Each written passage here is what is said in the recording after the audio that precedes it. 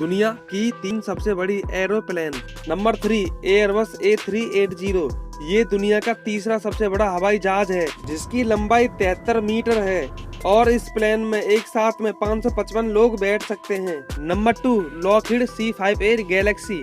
28 पहियों का ये प्लेन 75 मीटर लंबा 72,400 केजी किलो के साथ दुनिया का दूसरा सबसे बड़ा हवाई जहाज है जो यूएस एयरपोर्ट के पास मौजूद है।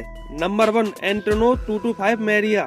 84 मीटर लंबा 2,85,000 किलो वजन वाले इस कार्गो प्लेन को दुनिया का सबसे बड़ा प्लेन माना जाता है।